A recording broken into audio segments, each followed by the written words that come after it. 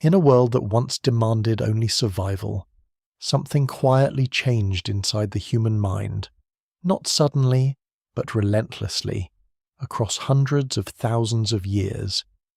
Early humans didn't just become smarter, their intelligence began to compound, accelerate, and eventually reshape the entire trajectory of life on Earth.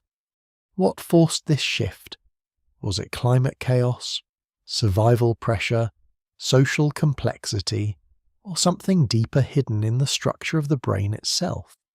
Before we uncover how this transformation unfolded, take a moment to like the video and subscribe. It helps support the channel and brings more deep history and mystery documentaries like this directly to you. Because the story of human intelligence isn't just about the past. It's about how we became capable of imagining the future in the first place. Cold air hangs over a landscape that does not yet belong to any familiar world. It is neither fully wild nor remotely modern, but something in between an unstable Earth where survival depends on reading every shift in wind, soil, and shadow. A small group of early humans moves across this terrain, leaving behind faint impressions in damp ground that will vanish with the next rain. Nothing about them suggests dominance over nature, yet inside their skulls, something is already changing in a way that will eventually reshape the entire planet. Stone tools lie scattered near an old riverbank, not arranged as artifacts but as abandoned attempt-sharp fragments of rock shaped by repeated strikes, each one reflecting a decision made moments before action. These early tools are not elegant. They're inconsistent, often inefficient, sometimes nearly useless, and yet they mark the beginning of a pattern that will define human existence: the ability to imagine an outcome before it happens, then act to bring it into being. That simple cognitive loop is still fragile here, still emerging, still far from the expansive intelligence that will one day build cities and decode the structure of DNA. What triggered the explosion of human intelligence is not visible in a single moment, nor locked in a single discovery. It is hidden across thousands of generations, scattered through ice ages, volcanic winters, shifting forests, and expanding savannas. Somewhere in this long uncertainty, the human brain begins to reorganize itself, not suddenly, but under pressure that never relents. Before going deeper, take a moment to like the video and subscribe if this is the kind of history and mystery you enjoy. In these early environments, survival is not guaranteed by strength alone. Many creatures are stronger, faster, or more adapted to specific ecological niches. Early humans survive through something less visible flexibility. They adjust behavior faster than most species can adjust biology. When forests thin, they follow new food sources. When predators appear, they shift sleeping patterns. When resources move, they track them across vast distances. Each adaptation requires memory, prediction, and the ability to imagine unseen consequences. Yet even this adaptability does not fully explain what is beginning to happen inside the human mind. Other species also adapt. Wolves adjust hunting strategies, corvids use tools, dolphins communicate with complex vocal systems. But none of these lineages experience what could be described as a runaway expansion of abstract thought. Something specific is unfolding in the human lineage, something that gradually compounds rather than plateaus. The earliest clues are subtle. A stone struck in a particular way produces a sharper edge. Another stone, struck differently, fails completely. Over time, early humans begin to prefer certain methods, repeating them, refining them, passing them on. This is not instinct alone. It is learning layered over observation, then reinforced through repetition. Each successful action becomes a template for future behavior, slowly building what could be called external memory. At this stage, The human brain is still relatively small compared to later Homo sapiens. Energy is expensive. Every additional gram of neural tissue demands more calories, more nutrients, more metabolic support. There is biological resistance to brain expansion because it is costly and risky. Any advantage must outweigh that cost immediately, or it disappears under natural selection. So whatever is driving cognitive growth must be powerful enough to justify its own existence. And yet the environment refuses to stabilize. Ice advances and retreats across continents. Rivers change course without warning. Vegetation zones shift like breathing organisms. In this instability, rigid survival strategies fail. What works in one generation may fail in the next. The only reliable advantage is the ability to learn faster than change occurs. Within this pressure, something fundamental begins to evolve. Prediction becomes more important than reaction. Instead of simply responding to danger, early humans begin to anticipate it. Tracks in the soil are not just seen, they are interpreted. Broken branches are not just noticed, they are reconstructed mentally into events that are not directly witnessed. This marks a quiet but profound shift in cognition. Reality is no longer limited to what is immediately present. Some of the earliest archaeological traces suggest this growing awareness. Sites show repeated return visits, as if locations are being mentally mapped and revisited not by chance but by plan. Objects are transported across distances. Materials from one region appear in another. These are small signals, but together they suggest that early humans are building internal representations of space and time. Still, none of this answers the deeper question, why here and why now? Why did one branch of primates begin to accumulate cognitive complexity at a rate unmatched by others? The fossil record offers no clear instruction. The brain itself leaves no direct imprint of thought.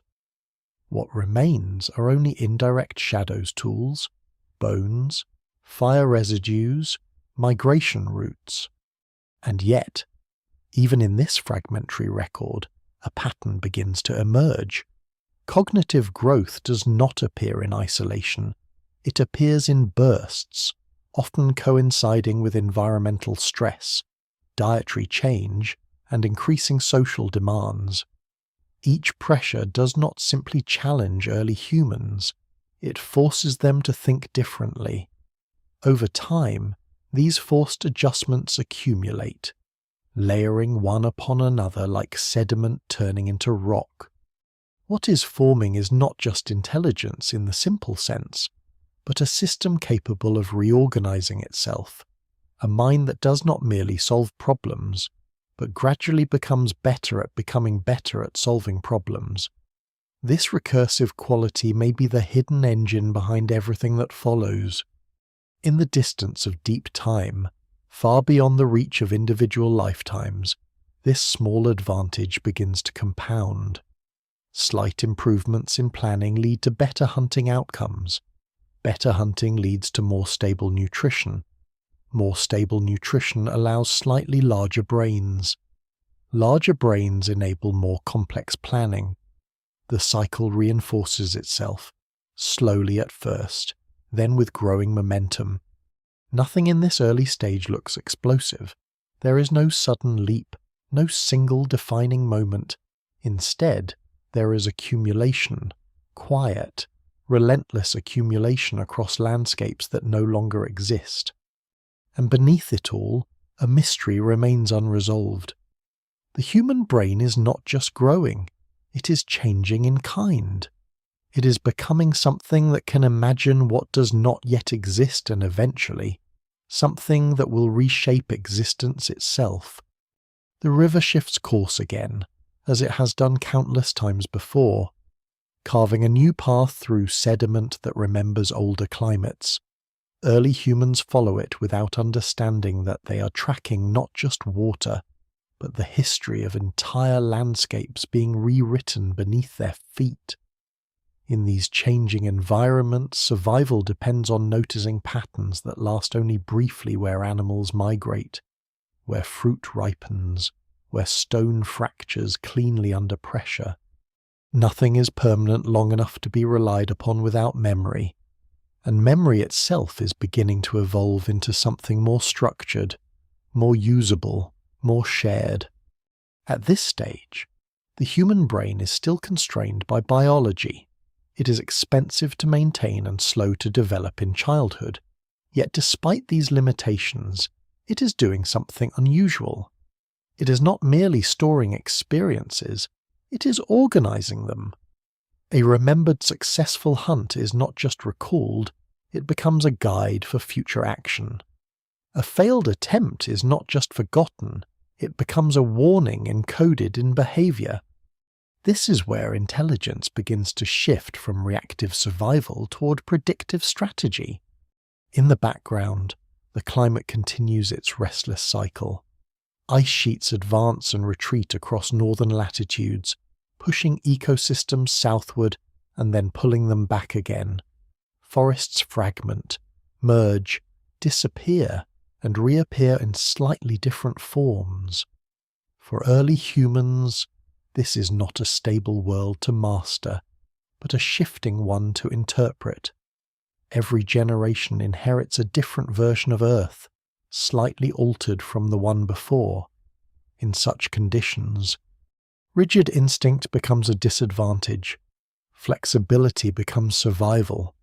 What is emerging is not just adaptation, but adaptation that remembers itself. Some archaeological evidence suggests that early human groups begin to revisit locations not just for resources, but because those locations carry meaning. A place where a successful hunt occurred is revisited even when game is scarce. A shelter used during a storm is remembered and returned to when weather patterns shift again. These repeated choices hint at something deeper than instinct, a mental mapping of experience layered onto geography. The brain, in turn, responds to this complexity. Neural pathways that support spatial memory, pattern recognition, and social interpretation begin to carry more of the cognitive load. Over long spans of time, small advantages in these systems accumulate. Individuals who can better predict animal behavior or interpret environmental cues have slightly higher survival rates.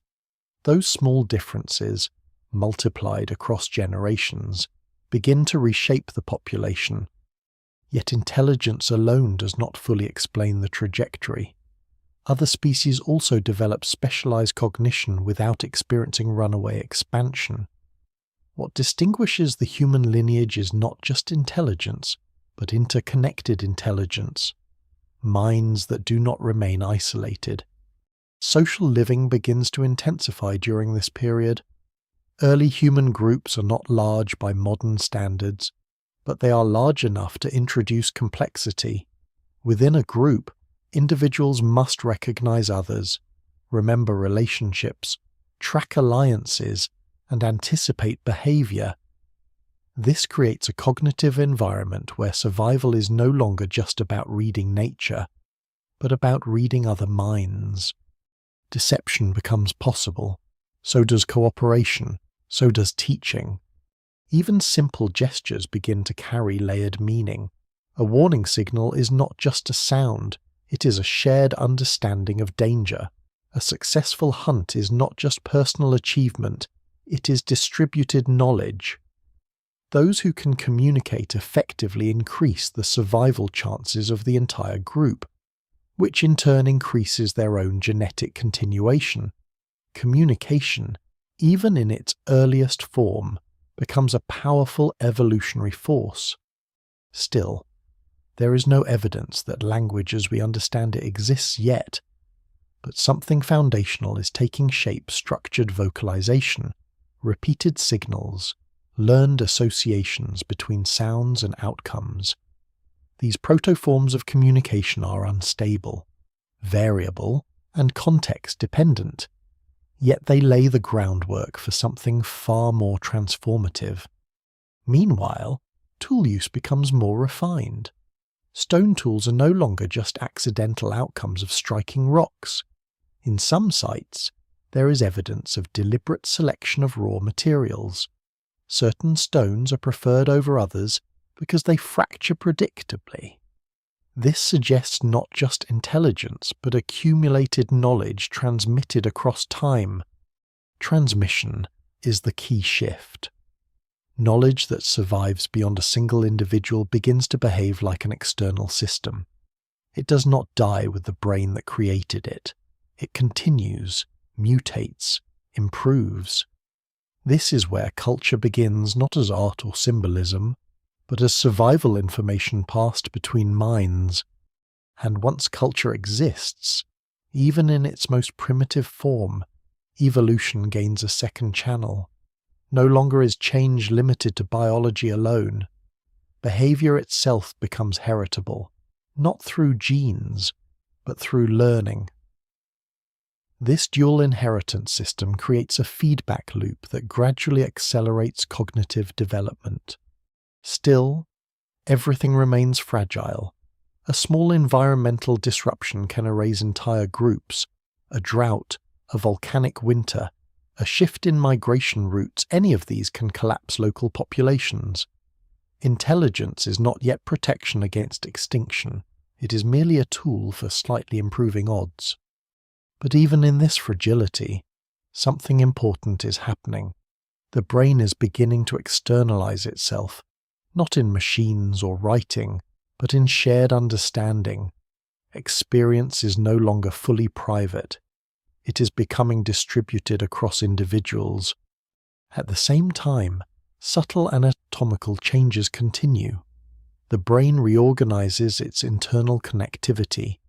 Regions responsible for sensory integration, memory consolidation, and decision-making begin to communicate more efficiently. These changes are invisible in isolation, but over thousands of generations they accumulate into a noticeably different cognitive architecture. No single moment marks the transition. No sudden leap announces the arrival of advanced intelligence. Instead, there is a slow tightening of feedback loops between brain, environment, and social structure. Each reinforces the other. Each increases the pressure for more efficient thinking. And still, the question remains unresolved. Why does this lineage, among many others capable of survival, continue along this path of accelerating cognition? The answer is not found in one cause, but in the convergence of many pressures acting at once: environmental volatility, social complexity, dietary shifts, and the growing advantage of prediction over reaction.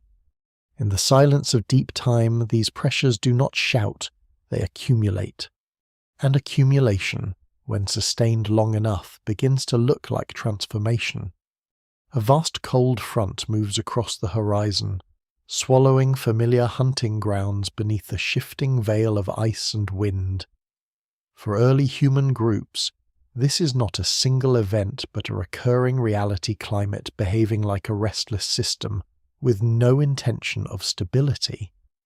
Rivers that once supported predictable migration routes now freeze or overflow. Herds that once followed seasonal paths scatter unpredictably. In this uncertainty, survival stops being a matter of strength and becomes a matter of interpretation. The human mind, still in its early stages of expansion, is being shaped more by unpredictability than by comfort. Each environmental disruption forces a reassessment of what is known. What worked yesterday may fail tomorrow. In this sense, early humans are constantly forced into a state of cognitive revision, where memory alone is not enough. They must adjust, reinterpret, and reapply knowledge in real time. This pressure creates a subtle but profound shift in mental architecture. The brain begins to favor flexibility over specialization. Neural systems that support rapid learning and contextual adjustment become increasingly valuable. Individuals who can reinterpret unfamiliar situations more effectively gain survival advantages, even if those advantages are small at first. Over generations, small advantages accumulate into structural change. But the environment is not the only force at work. The social world is becoming just as complex. Early human groups are beginning to stabilize into more consistent social units. Within these groups, relationships matter as much as external threats. Knowing who is trustworthy, who is dominant, who is vulnerable, and who can cooperate effectively becomes essential. Survival is no longer just about reading the land, it is about reading the minds of others within the group. This introduces a new kind of cognitive burden. Unlike environmental patterns, which are cyclical and often predictable over time, social behavior is dynamic and sometimes deceptive. A successful hunt may depend not only on skill, but on coordination. Coordination requires anticipation of another's actions. Anticipation requires mental simulation of intention. In other words, early humans are beginning to think about thinking. This recursive ability does not emerge suddenly. It builds gradually, likely through small improvements in social cognition. Individuals who can better predict group behavior avoid conflict or exploit opportunities more effectively. Those who misinterpret social signals are more likely to be excluded or exposed to risk. Over time, the selective pressure favors brains that can model other minds with increasing accuracy. Yet even this development alone does not fully explain the trajectory. Something else is happening in parallel, something quieter but equally transformative. Toolmaking is becoming more deliberate. In earlier phases, stone tools were often the result of opportunistic strikes on rock surfaces. Now, in certain regions and time periods, there is evidence of planning in tool production. Materials are selected in advance. Stones are transported rather than used where they are found.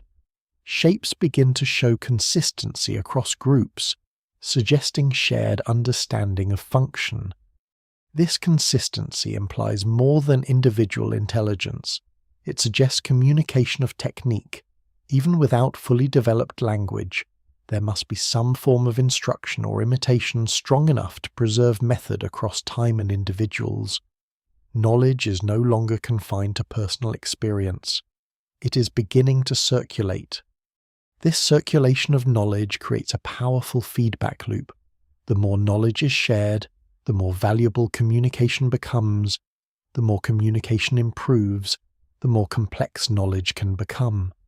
Each step reinforces the next, gradually increasing the cognitive demands placed on the brain. At the same time, energy availability plays a silent but crucial role. Brains are metabolically expensive organs. Any increase in brain size or complexity requires a corresponding increase in caloric intake. Early humans who can extract more energy from their environment through improved hunting, scavenging, or food processing gain the ability to support larger neural structures. Diet and cognition begin to evolve together, each enabling the other. Some evidence suggests that dietary shifts toward higher quality calories, including meat and possibly early forms of food processing, help reduce digestive demands. This reallocation of energy may have allowed more biological resources to be invested in brain tissue. While no single dietary change fully explains cognitive expansion, the cumulative effect is significant. Meanwhile, environmental volatility continues to act as a constant stressor. Rapid climate oscillations repeatedly fragment habitats, forcing populations into isolated pockets. In these pockets, small groups face intensified selection pressures.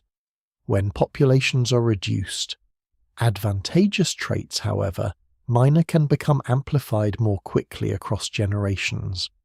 Cognitive traits, especially those related to adaptability, may have been particularly sensitive to these cycles. Isolation also introduces another factor divergence. Different groups, separated by geography and climate, begin to develop slightly different strategies for survival. Some emphasize tool refinement, others rely more heavily on mobility, others strengthen social cohesion.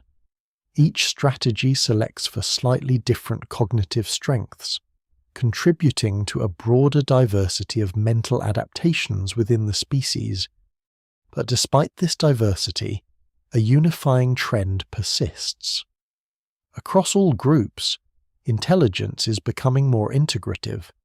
Instead of isolated skills, the brain increasingly relies on networks that connect perception, memory, prediction, and action into a single fluid system. This integration is what allows humans to respond not just to immediate stimuli, but to imagined futures. The ability to simulate outcomes internally may be one of the most important turning points in cognitive evolution. It allows early humans to test possibilities without risk. A hunt can be rehearsed mentally before it occurs. A social conflict can be anticipated and avoided. A migration route can be evaluated before commitment. This mental simulation transforms survival from reactive to proactive. Still, this capacity is limited.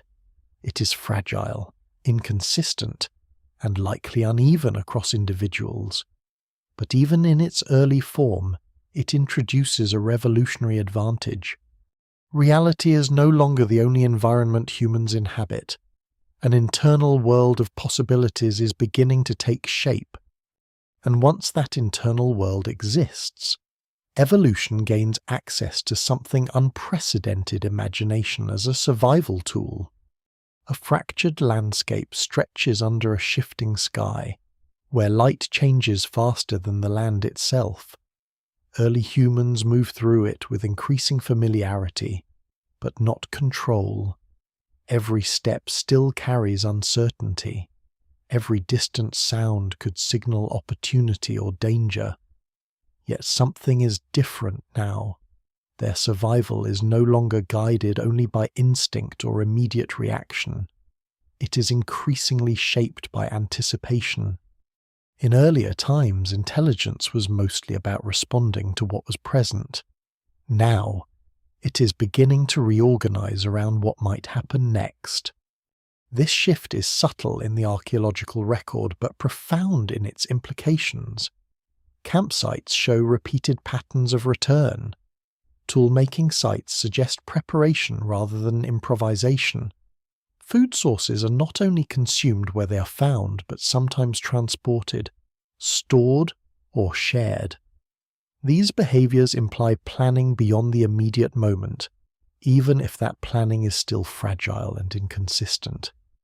The human brain is gradually becoming a predictive system. Prediction, however, is not a simple extension of memory. It requires assembling fragments of past experience into possible futures. It requires holding multiple outcomes in mind and evaluating them without acting immediately. This introduces cognitive strain, but also opens an entirely new domain of survival advantage. Those who can better anticipate environmental changes, animal movements, or social dynamics gain a measurable edge. Yet prediction alone does not explain the broader transformation. Something deeper is reshaping cognition from within the increasing complexity of social life. As groups grow slightly larger and more stable, relationships begin to form layered structures. Individuals are no longer interacting in simple pairs or small clusters. Instead, they exist within networks of alliances, rivalries, cooperation, and subtle competition. Each individual must constantly update their understanding of others who has shared food, who has withheld it, who has cooperated, who has deceived.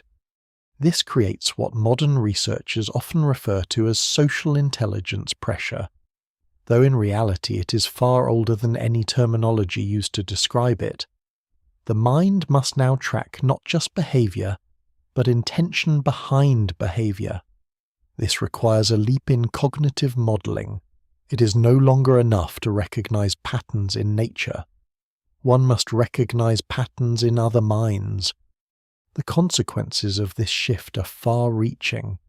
Individuals who can better navigate social networks gain access to resources, protection, and mating opportunities. Those who cannot are gradually excluded or pushed to the margins of survival. Over time, this selection pressure shapes not only behavior but cognitive architecture itself. Communication begins to evolve under this pressure. At first, communication is likely limited to vocalizations, gestures, and repeated contextual signals. A sound associated with danger, a gesture associated with food, a posture associated with aggression or submission. These signals are not yet structured language, but they are becoming increasingly standardized within groups. Meaning begins to stabilize. Stability of meaning is a crucial turning point. Once a signal consistently represents an idea or event, it becomes transferable. It can be learned, taught, and refined. This allows knowledge to move between individuals without requiring direct experience. In effect, experience becomes shareable.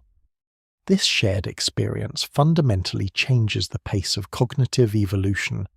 Instead of waiting for each individual to learn through trial and error, groups can now distribute learning across members. One person's discovery becomes another's shortcut.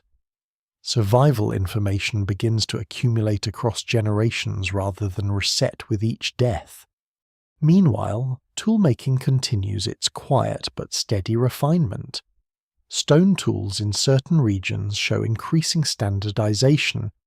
Edges become more controlled, shapes become more intentional. This suggests not only improved motor skills but also conceptual understanding of function. A tool is no longer just a shaped object. It is an idea made physical. This is an important cognitive leap. To create a consistent tool design, the mind must hold an abstract representation of the tool's purpose. That abstraction must then guide physical action.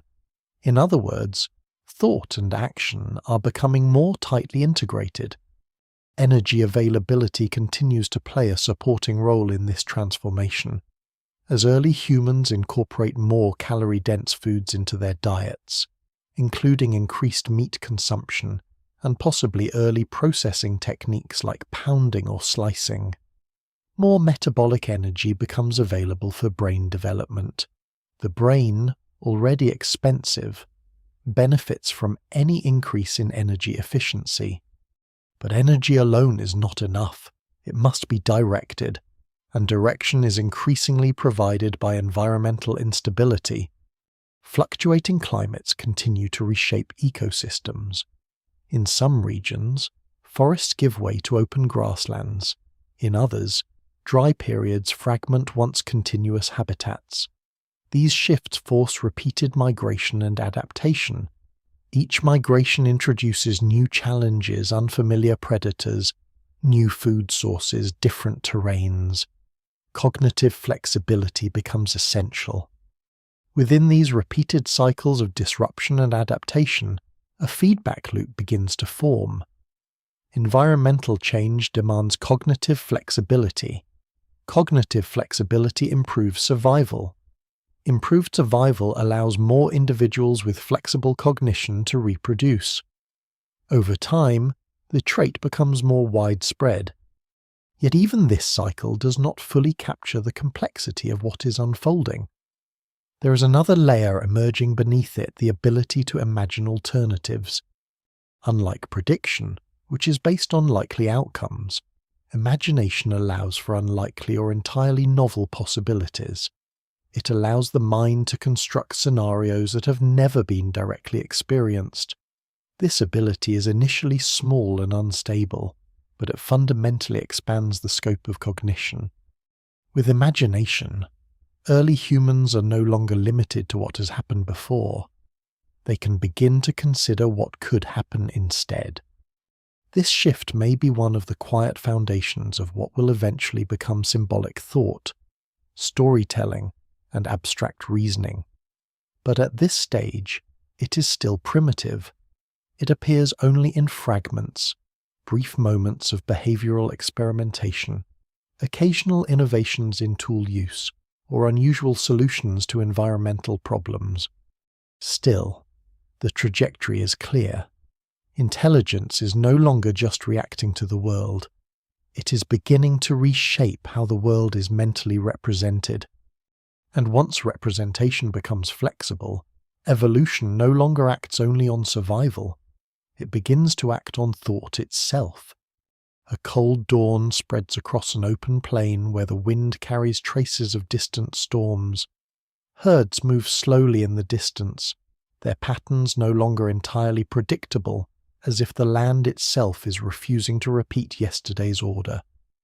Early humans follow these movements with growing awareness, not just of where animals are, but of where they are likely to be. This is no longer simple tracking. It is inference beginning to take shape inside the mind. Something fundamental is changing in how experience is processed. Each hunt, each failed pursuit, each successful ambush is not only stored but reorganized into usable structure. The brain is no longer a passive recorder of events. It is becoming a system that extracts rules from repetition. From scattered moments of survival, it begins to build models of how the world behaves. These internal models are still incomplete, often wrong, and constantly revised. But even imperfect prediction marks a turning point. The ability to anticipate transforms survival from immediate reaction into strategic behavior stretched across time. Tool use continues to evolve alongside this shift. Stone flakes are no longer just produced, they are refined. Certain forms appear repeatedly across sites separated by distance, suggesting that techniques are being transmitted. This transmission is not perfect. Each generation introduces small variations, but the persistence of recognizable patterns indicates that learning is no longer confined to observation alone.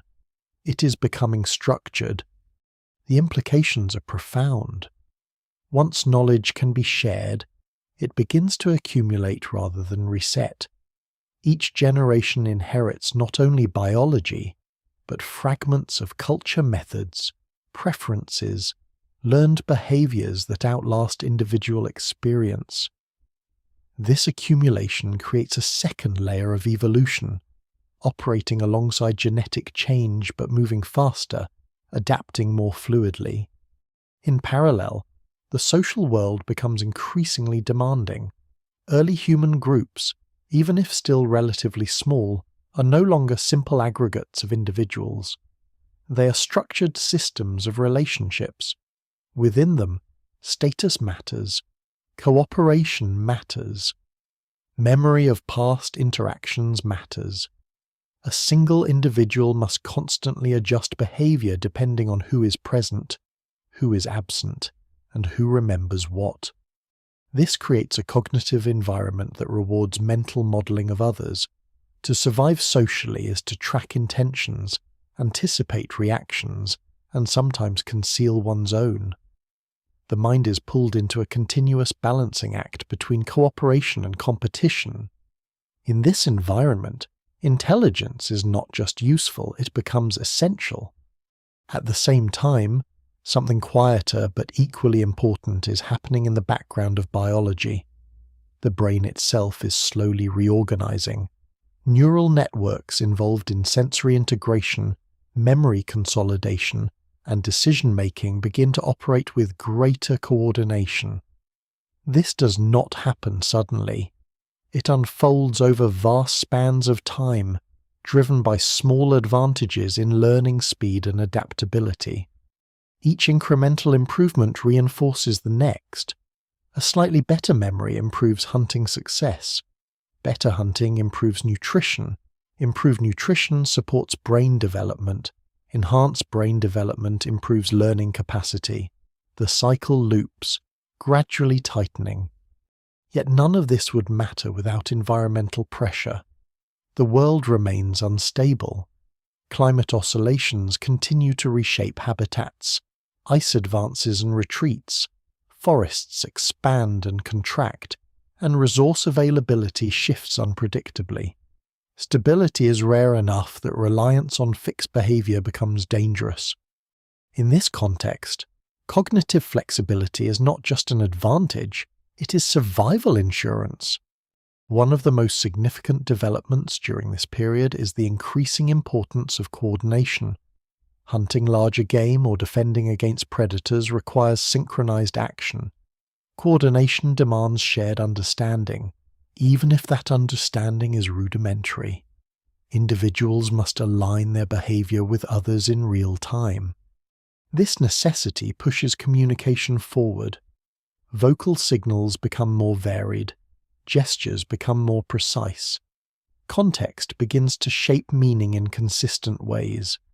While there is still no fully developed language, the building blocks of structured communication are becoming more stable. Once communication reaches a certain threshold of reliability, it changes the nature of learning itself. Knowledge can be taught rather than only discovered. A successful strategy does not need to be reinvented each time. It can be transmitted. This dramatically increases the speed at which useful behaviors spread through populations. At the same time, early humans begin to show evidence of behavioral planning that extends beyond immediate survival. Campsites are organized in ways that suggest repeated use. Fire is maintained and protected rather than recreated each time. These patterns imply foresight, even if limited. The ability to act today based on expectations of tomorrow is becoming increasingly embedded in daily life. Fire itself plays a subtle but important role in this transformation. Beyond warmth and protection, it changes the rhythm of social interaction. Light extends activity into night hours. Food preparation becomes more efficient. Shared spaces around fire encourage longer periods of gathering. These extended social periods create more opportunities for communication, observation, and learning. Longer exposure to social environments increases cognitive demand. Individuals must navigate more interactions, remember more relationships, and interpret more subtle cues. Over time, this pushes the brain toward greater capacity for social processing. Meanwhile, dietary changes continue to support neurological expansion. Increased reliance on higher calorie food sources reduces the metabolic constraints that once limited brain growth. Cooking, where it begins to appear, further increases energy efficiency by making nutrients more accessible. Even small improvements in energy extraction can have large evolutionary consequences when multiplied across generations. Still, despite all these changes, there's no single moment where intelligence suddenly transforms. No clear boundary separates before from after. Instead, there is a gradual intensification of interconnected systems, environmental instability, social complexity, communication development, and biological adaptation all reinforcing each other. What is emerging is not just a smarter species, but a species whose intelligence is becoming self-amplifying. The mind is no longer only shaped by survival, it is beginning to shape the conditions of survival itself. And that is where the trajectory begins to accelerate. A thin layer of ash drifts across distant terrain, carried from an eruption that no living memory will ever directly preserve. The landscape remains unchanged on the surface, yet everything within it has been subtly disrupted, migration routes altered, food sources reduced, and survival patterns forced into new configurations. Early humans moved through this altered world without knowing they are living inside a long chain of environmental consequences, where even distant geological events reshape cognitive demands over generations. In this unstable setting, intelligence is no longer simply useful. It becomes a mechanism for navigating unpredictability itself. Every disruption forces early humans to reconsider what they know, and more importantly, how they know it. The mind is increasingly required to update its internal models of reality, sometimes within a single lifetime. This capacity for revision is becoming one of the most valuable cognitive traits. At the same time, social structures continue to grow more intricate. Groups are not necessarily larger in absolute terms yet, but their internal dynamics are becoming more layered. Individuals begin to recognize not only relationships, but relationships between relationships. Who aligns with whom, who avoids whom, and how these patterns shift over time all become relevant to survival. This introduces a deeper level of social cognition. It is no longer sufficient to predict a single individual's behavior. One must now anticipate the behavior of networks. This requires holding multiple mental representations at once, each interacting with the others. The cognitive load increases, but so does the reward for accuracy. Those who can navigate this complexity gain access to cooperation, protection, and shared resources. Within this environment, communication continues its slow transformation. Vocal signals, gestures, and contextual cues become increasingly structured. Meaning begins to stabilize within groups, even if it remains fluid between them. Certain sounds consistently precede danger. Certain gestures consistently signal intent. Over time, these patterns reduce ambiguity, allowing coordination to become faster and more reliable. This reliability is crucial as cooperative activities grow more complex, especially hunting and resource sharing. Miscommunication becomes costly. A missed signal can mean lost food or increased risk. A misinterpreted gesture can lead to conflict. Selection pressure favors individuals who can both send and interpret signals with greater precision. Meanwhile, tool production continues to show signs of refinement. Stone tools are not only more consistent in form, but also more specialized in function. Different shapes appear to correspond to different tasks: cutting, scraping, piercing. This specialization suggests an increasing understanding of cause and effect in material manipulation. Early humans are not just shaping tools, they are shaping expectations about what tools can do. This is an important cognitive threshold. It implies the development of functional abstraction, the ability to mentally separate an object's form from its purpose. Once this separation exists, innovation becomes possible. A tool does not need to resemble its function, it only needs to fulfill it. This opens the door to experimentation, variation, and gradual technological accumulation. Energy systems continue to play a quiet but decisive role.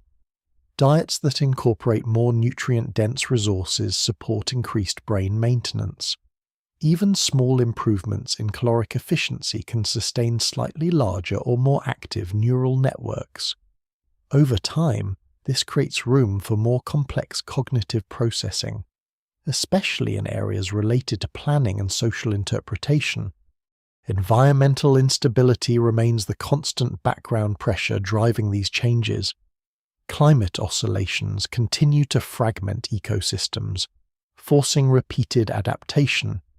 In some regions, populations become temporarily isolated, allowing local innovations to emerge and stabilize before spreading again. In others, groups converge, exchanging techniques and behaviors. This cycle of separation and reconnection accelerates cultural diversity and cognitive experimentation. It is within these cycles that a crucial shift begins to take shape: the increasing role of learning as a survival strategy. Instead of relying primarily on inherited instinct, early humans are now heavily dependent on learned behavior. This means that survival is increasingly shaped by experience. not just biology. Learning itself begins to evolve.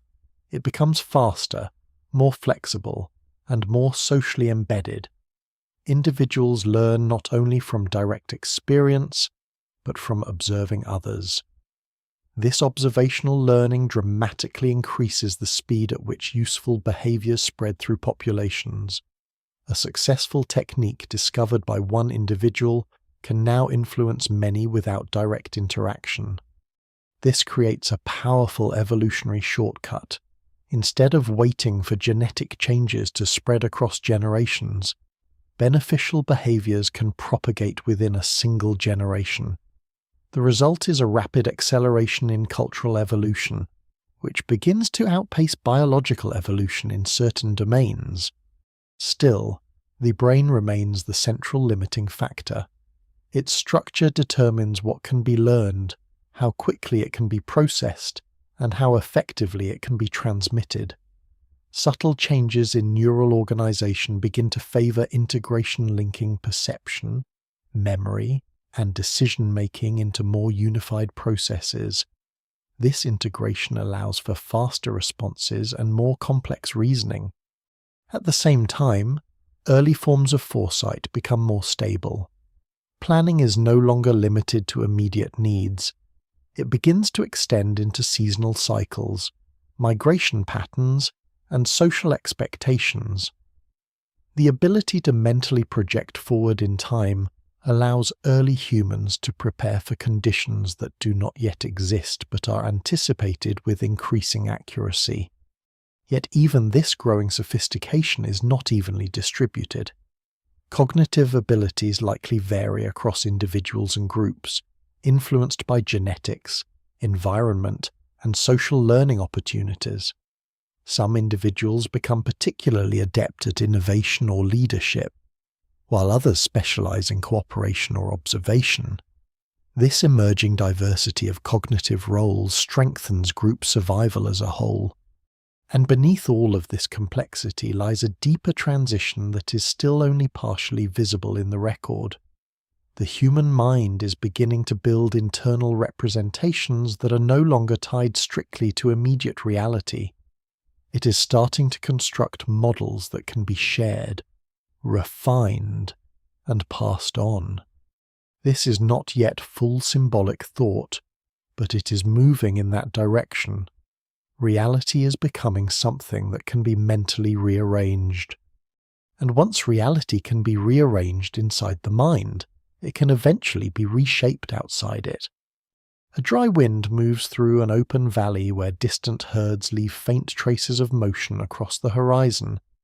Nothing about the land appears permanent. Even familiar routes feel temporary, as if the terrain itself is reluctant to commit to a single form. Early humans move through this instability with increasing confidence, not because the world has become safer, but because their ability to interpret it has deepened. Something important is beginning to happen inside communication. It is no longer just a set of signals tied to immediate context. It is starting to carry continuity. A sound or gesture used in one moment can influence behavior hours later. This means meaning is no longer entirely dependent on presence. It can persist.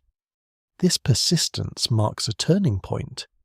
Communication begins to detach from the immediate environment and take on a more abstract structure. Even if still limited, it allows early humans to coordinate across time, not just space. Plans can be formed and remembered. Intentions can be shared before action occurs. This transforms cooperation from reactive alignment into anticipatory design. At the same time, social life becomes more cognitively demanding. Individuals are required to track not only relationships but reputations. Past behavior begins to matter more consistently. A successful collaboration increases trust. A failure or betrayal alters future interactions. Memory becomes socially embedded, shaping group dynamics over long periods. This creates an environment where mental modeling of others becomes increasingly sophisticated. The mind must simulate not just immediate intentions, but likely future behaviors based on accumulated experience. This recursive social thinking about what others think about others, expands cognitive load significantly. Yet it also offers a powerful survival advantage for those capable of managing it. In parallel, toolmaking continues its gradual refinement. Stone industries in some regions show signs of increasing consistency, suggesting that techniques are being taught with greater clarity. The repeated reproduction of similar tool forms indicates that knowledge is no longer purely observational. It is becoming instructional, even if instruction is still informal and context-dependent. This shift implies a growing separation between action and knowledge. A tool can now be made based on an internalized idea rather than direct imitation alone. This internalization is a key step toward abstraction. It allows behavior to be guided by mental representations rather than only external cues. Energy constraints remain a constant background factor. The human brain, still metabolically expensive, requires a steady supply of high-quality nutrition. Any improvement in food acquisition efficiency, whether through better tools, coordinated hunting, or broader dietary flexibility, directly supports cognitive development. The relationship between energy and intelligence continues to tighten, each reinforcing the other. Environmental instability continues to act as a persistent driver of change. Shifting climates fragment habitats, forcing repeated cycles of isolation and reconnection. During isolation, small groups may develop unique adaptations in behavior or technique. During reconnection, these innovations spread, recombine, or disappear depending on their effectiveness. This dynamic exchange accelerates cultural variation and experimentation. Within these cycles, learning becomes the dominant survival strategy. Direct experience is still important, but increasingly insufficient on its own. Observational learning, watching others and replicating their success, becomes a major pathway for transmitting knowledge. This significantly reduces the time required for individuals to acquire useful skills. As learning becomes more efficient, the brain faces new demands.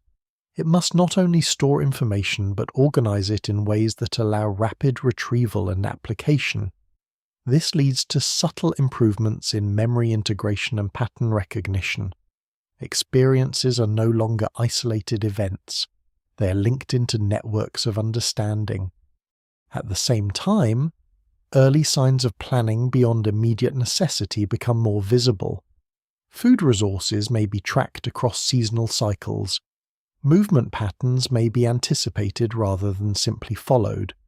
Shelter locations may be revisited based on expected environmental conditions rather than chance encounters. These behaviors indicate a growing ability to mentally simulate future states of the world. This simulation ability is still limited, often constrained by immediate needs and environmental cues. But it introduces a crucial cognitive expansion, the ability to act on possibilities rather than only on present realities. Once this threshold is crossed, behavior becomes increasingly shaped by internal models of time. Tool specialization also continues to develop. Different tool types become associated with different tasks, and these distinctions become more stable across groups. This suggests not only improved craftsmanship, but also shared conceptual understanding of function. A tool is no longer just an object that works, it is part of a category of solutions. Categorization itself is a major cognitive step. It requires grouping different experiences under a single mental framework. Once categories exist, they can be refined, expanded, and transmitted. This allows knowledge to become structured rather than purely episodic. Meanwhile, social complexity continues to increase in subtle ways. Individuals must navigate not only direct relationships but also indirect ones. The actions of one member of a group can affect the status of another, even without direct interaction. This creates a web of interdependencies that requires continuous cognitive tracking. Within this web, reputation becomes a form of currency. Trust is not only earned through immediate action but through accumulated history. Memory of behavior becomes a social resource that influences future cooperation. This places further pressure on cognitive systems responsible for long-term recall and pattern evaluation. Gradually, these interconnected pressures, environmental instability, social complexity, communication development, and increasing reliance on learning begin to converge. Each reinforces the others, creating a system where intelligence is not just advantageous but increasingly necessary for survival. And beneath this convergence, something more fundamental is emerging. The mind is beginning to treat experience not as a fixed record of reality, but as something that can be reorganized, compared, and recombined. Reality, in effect, is starting to become editable inside the brain. And once that happens, the trajectory of human intelligence begins to accelerate in ways that can no longer remain linear. A wide expanse of grassland stretches under shifting light, where movement is constant but patterns are never fully stable. Herds pass through in irregular waves, predators follow at a distance, and early human groups move within this living system with increasing awareness of its rhythms. Nothing here is random in the strict sense, yet nothing is fully predictable either. Survival depends on reading subtle changes faster than they fully unfold. At this stage, human cognition is becoming deeply tied to pattern recognition. The brain is no longer just responding to immediate stimuli, it is actively searching for structure beneath variation, tracks in soil, broken branches, distant calls. Each is interpreted not as isolated information but as part of a larger unfolding sequence. The mind begins to assume that events are connected even when connections are not immediately visible. This assumption is powerful. It allows early humans to infer hidden causes, anticipate movement, and reconstruct events they did not witness directly. But it also introduces uncertainty. Not all perceived patterns are real. Some are coincidences misinterpreted as structure. Even so, the survival advantage of correctly identifying true patterns outweighs the cost of occasional error. In this environment, communication continues its gradual evolution. Signals become more consistent within groups, and meaning becomes increasingly standardized. A gesture or sound that once required context to interpret now begins to carry more stable associations. This stability allows coordination to extend beyond immediate presence. Individuals can act based on shared understanding that persists over time. This is a subtle but critical shift. It means that knowledge is no longer entirely situational. It can exist between moments, carried through memory and reinforced through repetition. Communication begins to function as a bridge across time, not just space. At the same time, social cognition grows more demanding. Early humans must navigate increasingly complex relationships that extend beyond direct interaction. Reputation spreads through observation and repetition. A single action can influence how an individual is perceived across the entire group. This creates a form of social feedback loop where behavior is constantly adjusted in anticipation of how it will be interpreted by others. The brain responds to this pressure by refining its ability to simulate social outcomes. It becomes increasingly capable of modeling not just individual behavior, but group dynamics. This includes predicting alliances, anticipating conflict, and adjusting behavior based on shifting social conditions. These abilities are not consciously formalized, but they are becoming deeply embedded in cognitive processing. Toolmaking continues to reflect this broader cognitive transformation. Increasing regularity in tool form suggests that knowledge is being transmitted more effectively across individuals and generations. The consistency of design indicates that there is now a shared understanding of function that transcends individual experimentation. A tool is no longer just made, it is replicated. Replication requires abstraction. The maker must hold a mental model of the tool's purpose that is independent of any single physical example. This abstraction allows innovation to occur within constraints. Variations can be tested against an internal standard of function, gradually improving efficiency over time.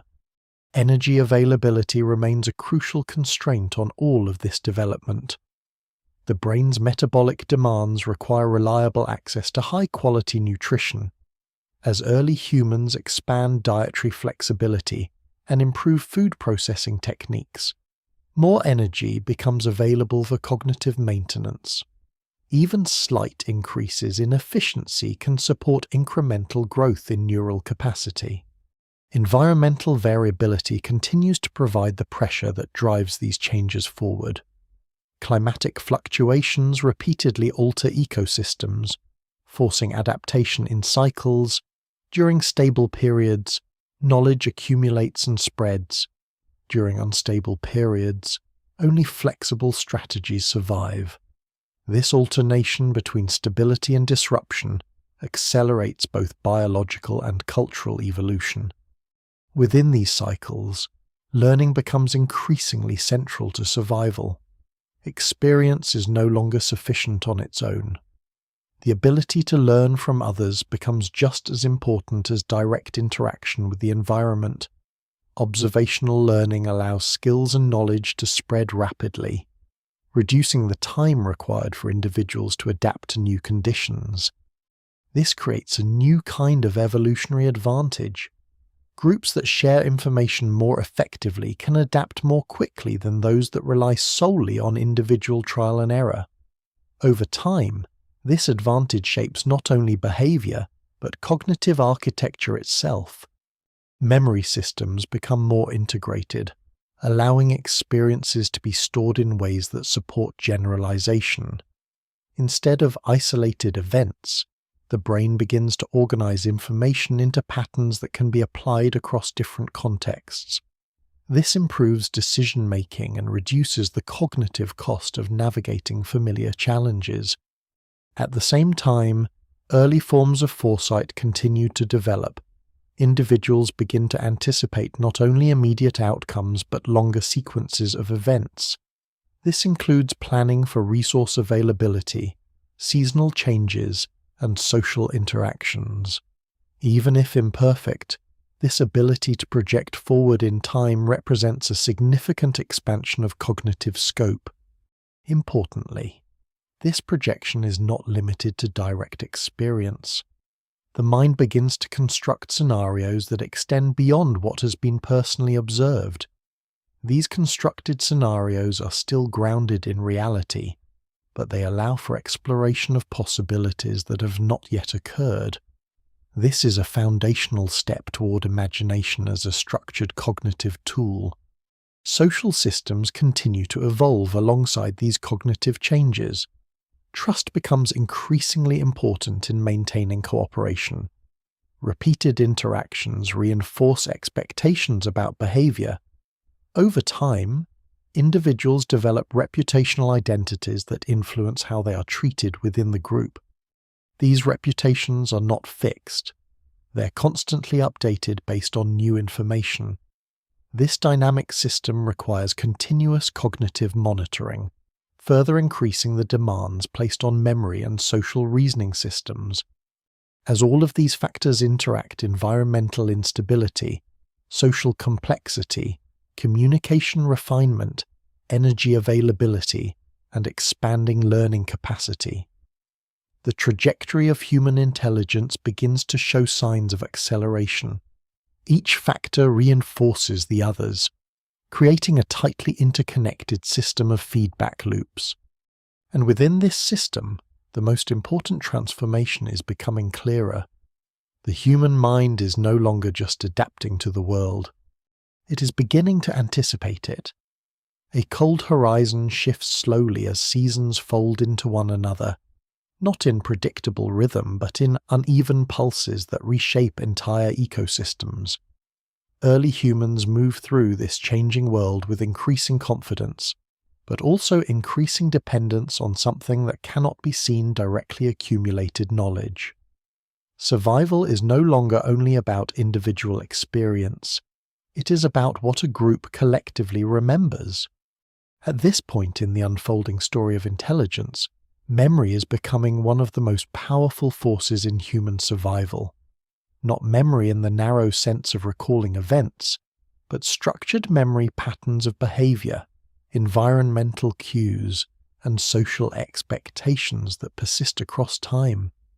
These stored patterns begin to function almost like an external layer of cognition, distributed across individuals rather than confined to a single mind. This distribution changes everything. Knowledge no longer disappears with death or migration. It persists, evolves, and spreads. A successful hunting strategy discovered in one place can reappear in another far-removed location.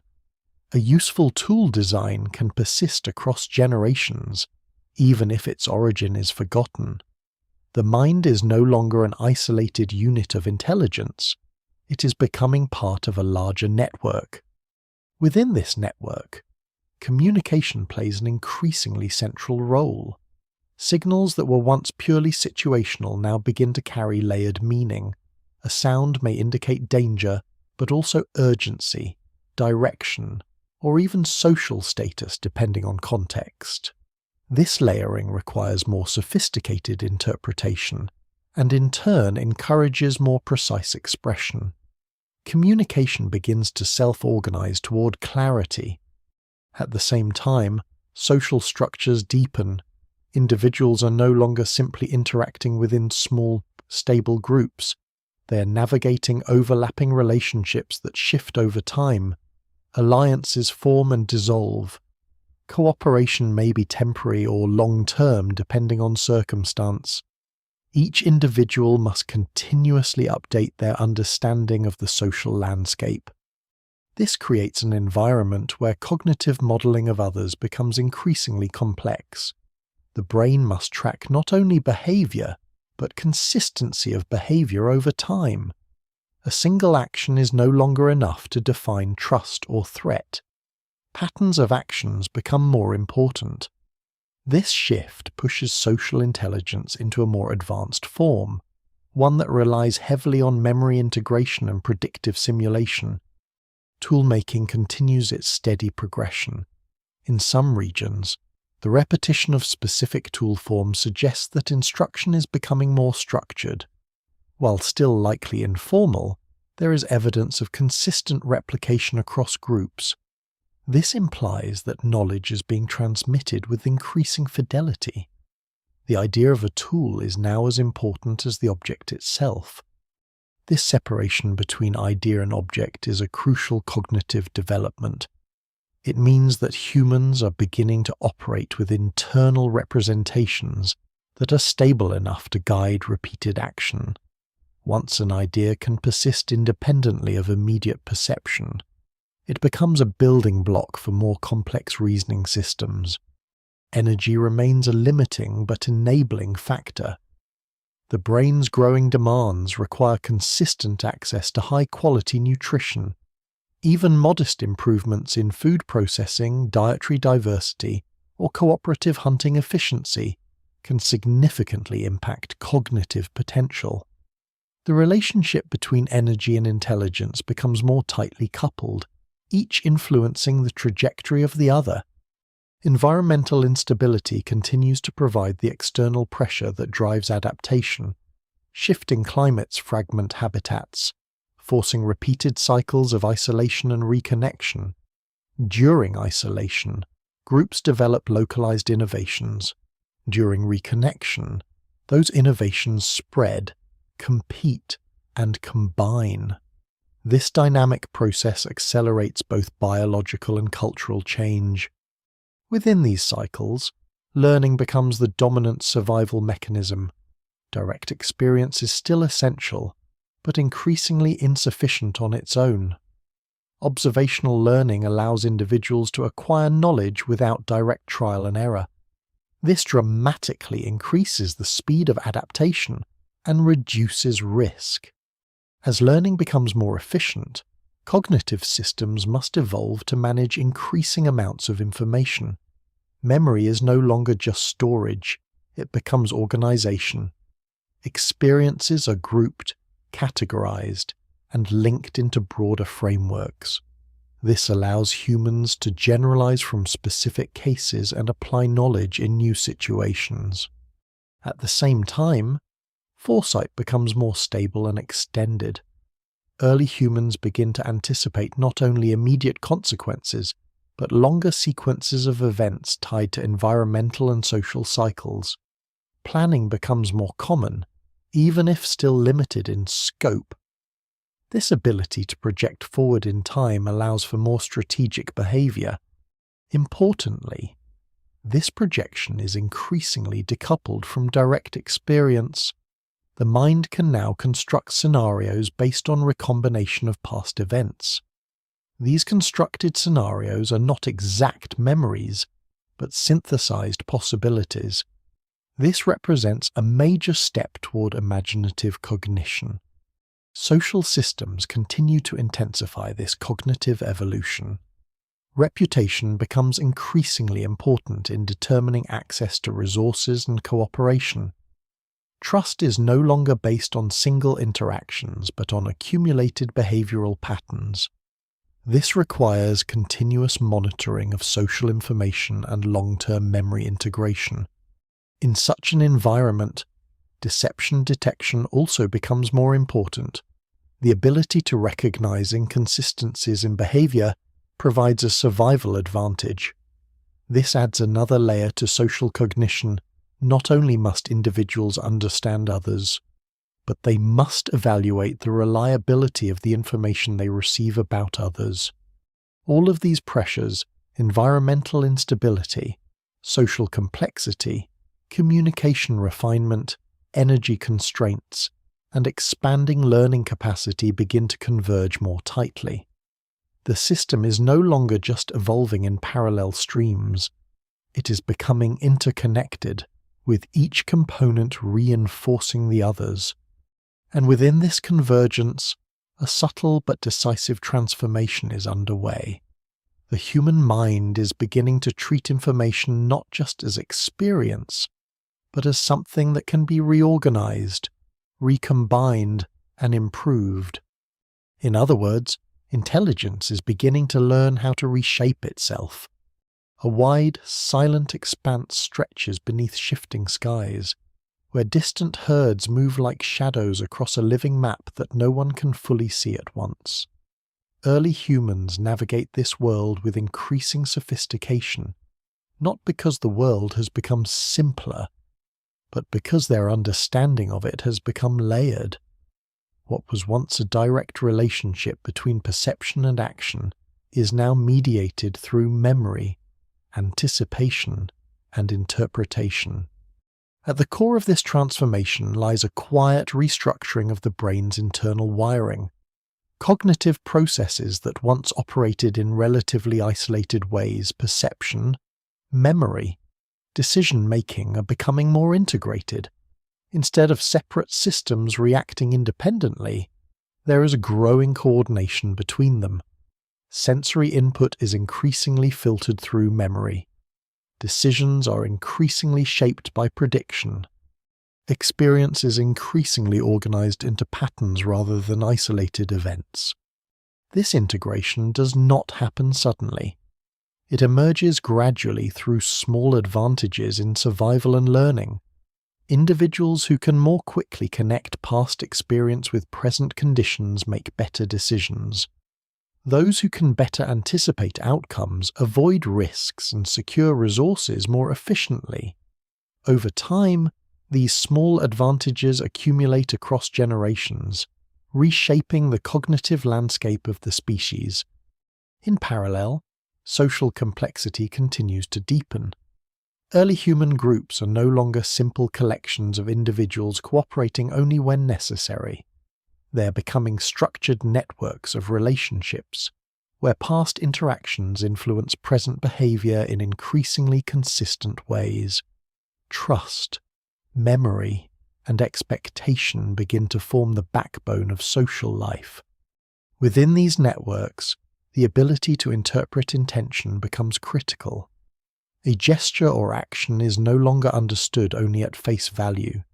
It is interpreted in context: who performed it, under what conditions, and with what history of behavior. This requires a level of cognitive layering that goes beyond simple recognition. It requires mental simulation of both individuals and their likely future actions. Communication continues to evolve under this pressure. Signals become more refined, more consistent, and more dependent on shared understanding. The same gesture can carry different meanings depending on context, but within a group, those meanings become increasingly standardized.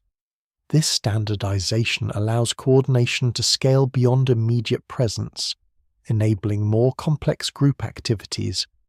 At the same time, tool production continues its slow but steady refinement. The repetition of specific tool types across regions suggests that knowledge is being transmitted with increasing reliability. This transmission is not yet formal instruction, but it is more than imitation alone. It reflects a growing ability to preserve functional understanding across individuals and time. This preservation of knowledge marks a critical shift.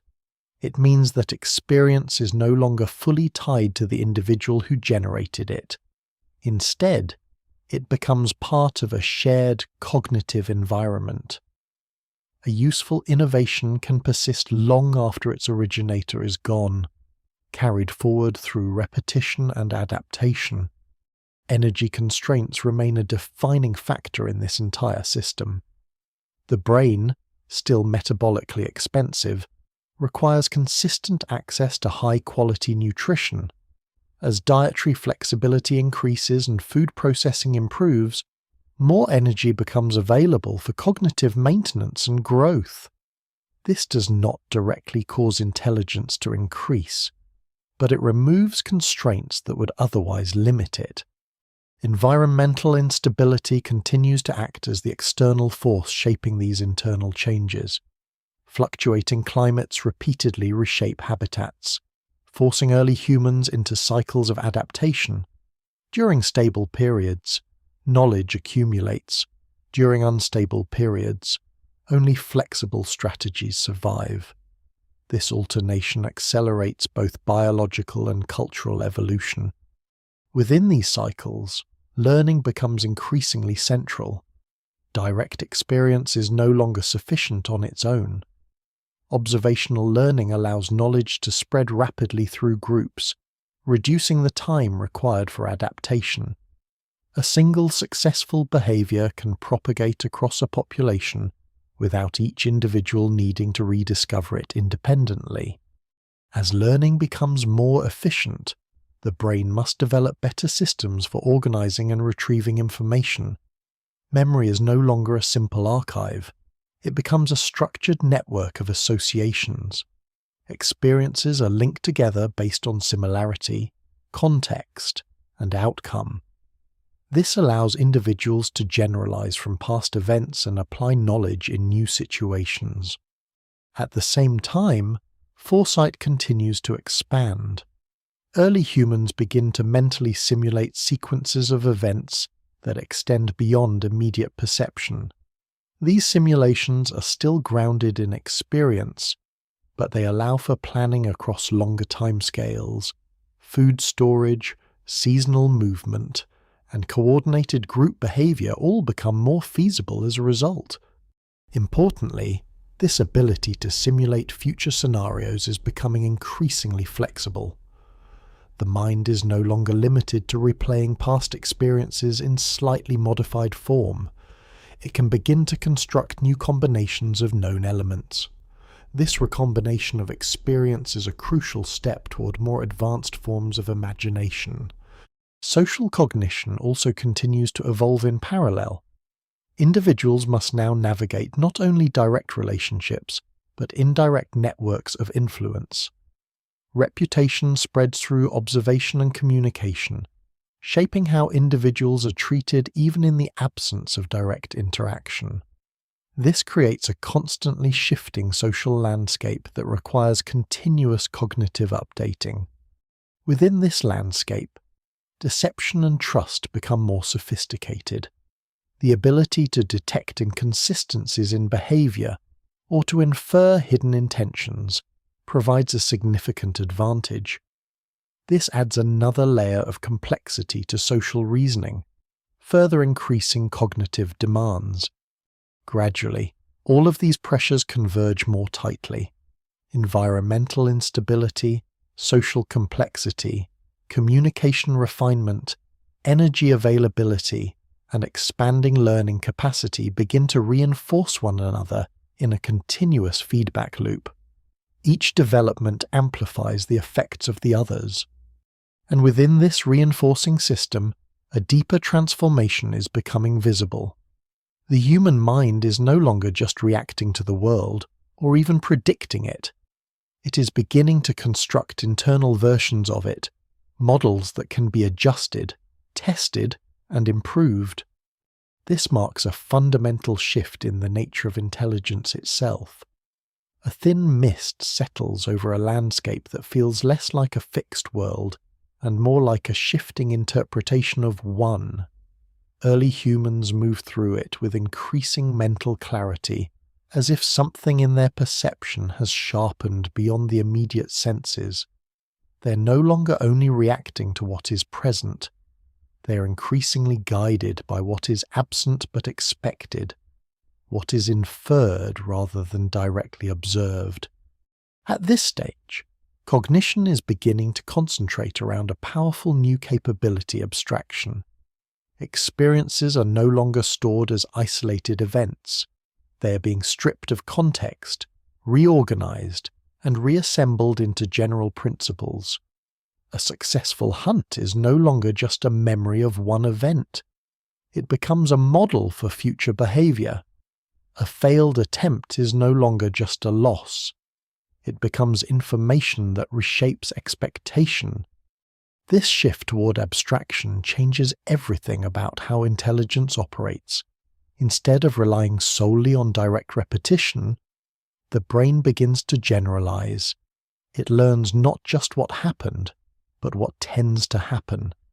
This allows early humans to respond more effectively to unfamiliar situations, because they can apply patterns learned elsewhere.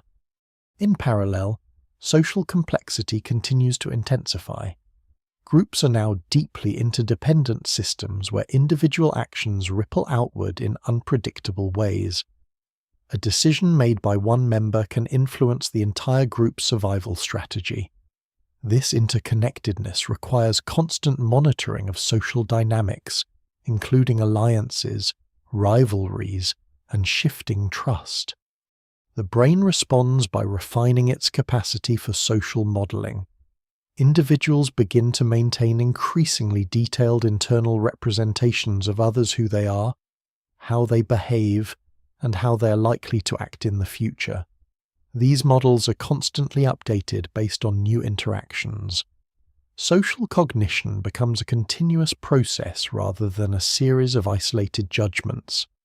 Communication continues to evolve under this pressure. Signals become more structured, more reliable, and more context-sensitive. Meaning is no longer entirely dependent on immediate circumstance. It begins to carry consistency across time and situation. Within groups, shared understanding becomes strong enough to support increasingly complex coordination. This coordination is essential for survival in a world that remains unstable. Environmental fluctuations continue to reshape ecosystems at irregular intervals. Food sources shift, migration routes change, and climatic conditions vary unpredictably. In this environment, Flexibility is not optional, it is the foundation of survival. Toolmaking reflects this increasing sophistication. The repetition of specific forms across wide regions suggests that knowledge is being transmitted with greater fidelity. Techniques are no longer reinvented independently in each location. Instead, they are passed along through observation, imitation, and gradual refinement. This transmission of knowledge represents a major cognitive breakthrough. It means that intelligence is no longer confined to individual brains. It is becoming distributed across groups and generations. Each individual contributes to a larger accumulation of knowledge that outlives them. Energy availability continues to play a critical supporting role.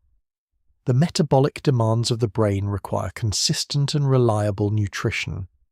As early humans improved their ability to extract energy from their environment through hunting efficiency, dietary diversification, and possibly early forms of processing, the constraints on cognitive growth gradually loosen. Environmental instability remains the underlying driver of many of these changes.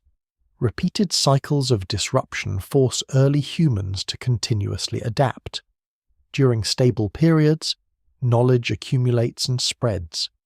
During unstable periods, only flexible and well-integrated cognitive strategies remain effective. This oscillation between stability and disruption accelerates both cultural and biological evolution. Within this context, learning becomes increasingly central. Experience alone is no longer sufficient to ensure survival. The ability to learn from others and to rapidly integrate new information becomes a decisive advantage. Observational learning allows innovations to spread quickly, reducing the cost of adaptation for entire groups. As learning becomes more efficient, the brain evolves more sophisticated ways of organizing information. Memory becomes structured into networks of associations rather than linear sequences of events. This allows individuals to retrieve relevant information more quickly and apply it across different contexts. At the same time, foresight continues to expand. Early humans begin to mentally simulate not just immediate outcomes, but extended sequences of events. These simulations allow for more strategic planning, including seasonal movements, resource management, and coordinated group behavior. Even if still limited, this ability marks a significant expansion of cognitive reach.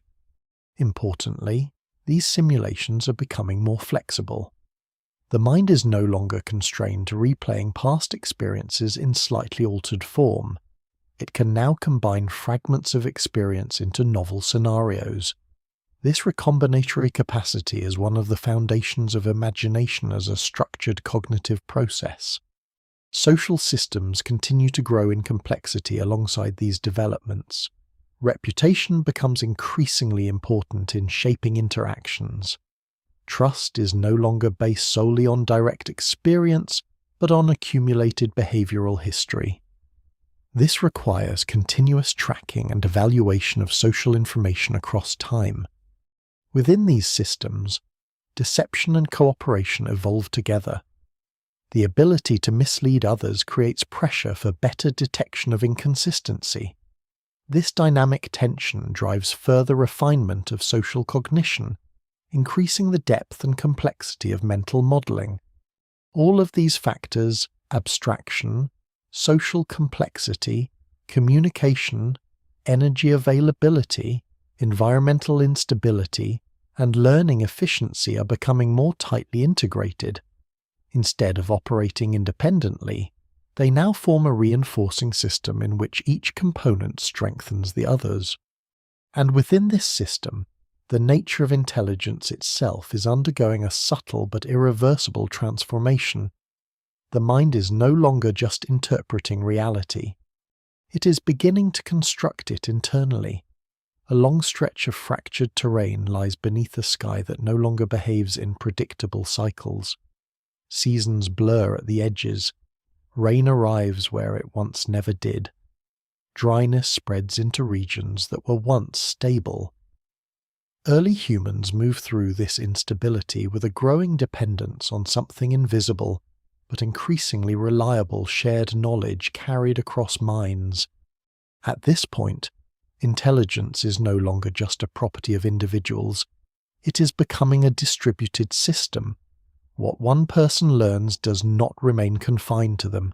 It is observed, interpreted, modified, and passed on. Knowledge begins to behave less like memory and more like a living process that moves through a population. This transformation changes the speed of adaptation. Instead of waiting for genetic evolution to produce small advantages over many generations, early humans can now adapt within a single generation through learning. A successful technique discovered in one place can influence behavior across a wide area in a relatively short time. Cultural evolution begins to outpace biological evolution in certain domains. Within this accelerating system, communication becomes the critical medium. Signals are no longer just reactions to immediate circumstances. They are becoming structured carriers of information. Even without fully developed language, there is increasing consistency in how meaning is transmitted. This consistency allows groups to coordinate more effectively across time and space. Coordination itself is becoming more complex. Early human groups are now capable of organizing activities that require planning beyond the immediate moment. Hunting strategies, movement decisions, and resource sharing all begin to involve anticipation of future conditions. This requires a shared understanding of time not as abstract theory, but as practical expectation. The brain responds to these demands by improving its ability to integrate information across domains. Sensory input, memory, and prediction are no longer processed in isolation. They are increasingly interconnected. A perception is immediately compared against past experience and projected into possible outcomes. This integration creates faster and more adaptive decision-making. At the same time, social cognition continues to intensify. Individuals must navigate increasingly complex networks of relationships. Trust is not static. It shifts based on accumulated interactions and observed behavior. Reputation becomes a key factor in determining access to cooperation and resources. This creates a cognitive environment where memory is not just personal, but social. Forgetting is costly. Remembering is advantageous. The ability to track multiple individuals and their histories becomes essential for survival within the group. This places increasing demands on cognitive capacity, particularly in long-term memory and pattern recognition. Toolmaking continues to evolve alongside these cognitive changes. The repeated appearance of standardized tool forms suggests that knowledge is being preserved and transmitted with increasing accuracy. Techniques are no longer isolated innovations. They are part of a shared behavioral repertoire that persists across generations. This persistence indicates a growing separation between action and experience. A tool does not need to be rediscovered each time it is needed. Its form carries accumulated knowledge about function and use. In this sense, tools become extensions of cognition, externalized representations of problem-solving strategies. Energy availability remains a critical underlying constraint. The metabolic cost of maintaining and developing a large brain requires consistent access to high-quality nutrition. As early humans improve their ability to secure and process food, more energy becomes available for cognitive maintenance. This does not directly cause intelligence to increase, but it enables its expansion. Environmental instability continues to exert pressure on all of these systems. Rapid and repeated changes in climate force early humans into cycles of disruption and adaptation. These cycles prevent cognitive strategies from becoming fixed. Instead, flexibility is continuously selected for. reinforcing mental adaptability over rigidity. Within this environment, learning becomes the dominant survival mechanism. Direct experience remains important, but increasingly insufficient. Observational learning allows knowledge to spread quickly through groups, reducing the time required for adaptation. This accelerates the diffusion of useful behaviors across populations. As learning becomes more efficient, memory systems become more structured. Information is no longer stored as isolated events but as interconnected patterns. These patterns allow for generalization across different situations, improving decision-making in unfamiliar contexts. At the same time, foresight continues to develop. Early humans begin to anticipate longer chains of consequences. This includes not only environmental changes but social outcomes as well. Decisions are increasingly evaluated based on their projected future impact rather than immediate results alone. Importantly, this foresight is becoming more flexible. The mind is no longer limited to replaying past experiences with minor variations. It can now construct novel scenarios by combining elements of different experiences. This recombinatory ability is a key step toward advanced imagination and abstract thinking. Social systems continue to evolve in parallel. Reputation becomes more complex, reflecting not only single actions but patterns of behavior over time. Trust is built gradually and can be lost quickly. This dynamic requires constant cognitive monitoring of social relationships and their histories.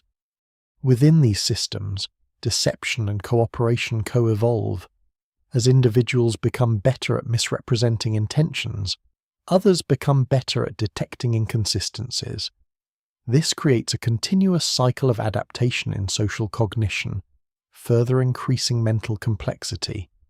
All of these pressures, environmental instability, social complexity, communication development, energy constraints, and expanding learning capacity are now tightly interwoven. They no longer act as separate forces. Instead, they reinforce each other in a continuous feedback loop. And within this loop, intelligence reaches a new threshold. It is no longer just adapting to reality. It is beginning to simulate reality itself.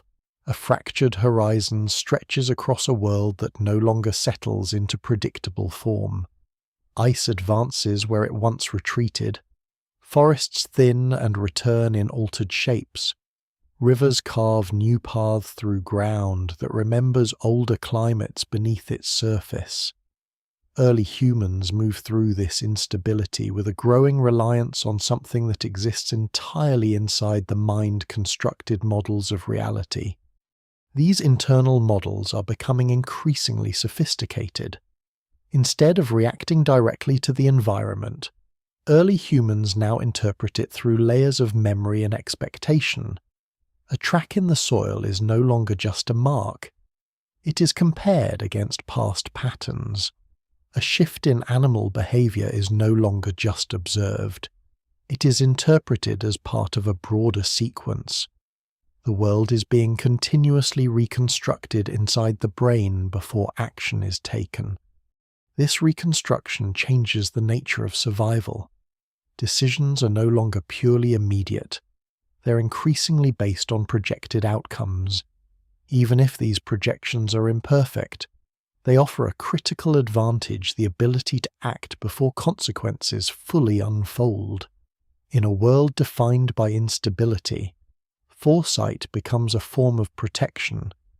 At the same time, social cognition reaches a new level of depth. Individuals are now embedded in dense networks of relationships that extend beyond direct interaction. Reputation travels through observation, memory, and repeated retelling. A single act can influence how an individual is perceived across an entire group, even in their absence. This creates a cognitive environment where behavior is constantly shaped by anticipated interpretation. Actions are no longer only about immediate goals, they're also about how those actions will be remembered and judged. The mind must simulate not only the physical consequences of behavior, but also its social consequences. Communication continues to evolve in response to these demands. Signals become more structured and more reliable within groups. Meaning is increasingly stabilized through shared understanding. While still context-dependent, communication now supports more complex coordination across time.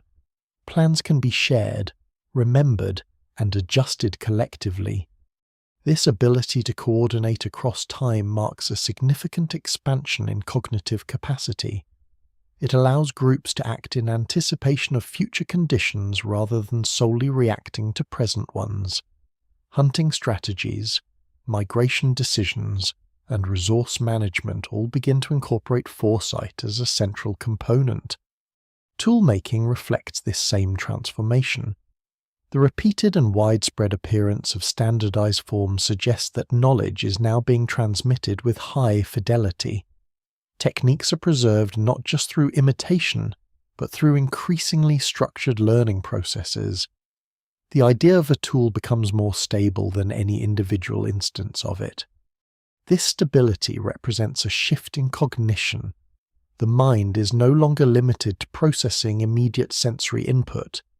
It is capable of holding persistent internal representations that guide repeated action. These representations form the foundation for more complex reasoning, allowing behavior to be shaped by abstract understanding rather than only direct perception. Energy constraints remain a constant underlying pressure. The brain's metabolic demands require consistent and reliable access to nutrition. Improvements in diet, including greater reliance on energy-dense foods and more efficient processing techniques, provide the necessary support for cognitive expansion. While not the direct cause of intelligence growth, energy availability determines the upper limits of what cognitive systems can sustain. Environmental instability continues to act as the external force shaping this evolution. Rapid and repeated climate shift force early humans into continuous adaptation. During periods of stability, knowledge accumulates. During periods of disruption, only flexible and generalized strategies survive. This oscillation reinforces cognitive traits that favor adaptability and integration. Within this dynamic system, learning becomes the primary mechanism of survival. Experience alone is no longer sufficient. The ability to learn from others and rapidly incorporate new information becomes essential. Observational learning accelerates the spread of innovation, allowing useful behaviors to propagate through groups without direct trial and error. As learning becomes more efficient, memory systems evolve greater structure. Information is no longer stored as isolated events, but organized into interconnected frameworks. These frameworks allow for abstraction, enabling the mind to apply past knowledge to new and unfamiliar situations. At the same time, foresight becomes more extended and flexible. Early humans begin to mentally simulate chains of events that extend beyond immediate experience. These simulations are not exact replications of reality, but constructed possibilities. They allow for planning across longer timescales and more complex scenarios. Importantly, these simulations begin to incorporate recombination. Elements from different experiences are combined to form new potential outcomes. This recombinatory capacity marks a critical step toward imagination as a structured cognitive function. The mind is no longer bound to replaying the past. It is beginning to construct the future in novel forms. Social systems continue to evolve alongside these cognitive changes.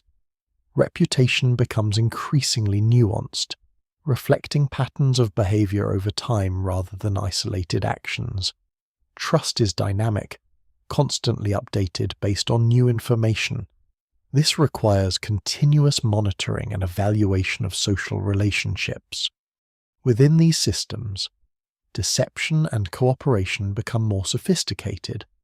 As individuals develop better strategies for misleading others, there is simultaneous pressure to improve detection of inconsistency. This reciprocal adaptation drives increasing complexity in social cognition.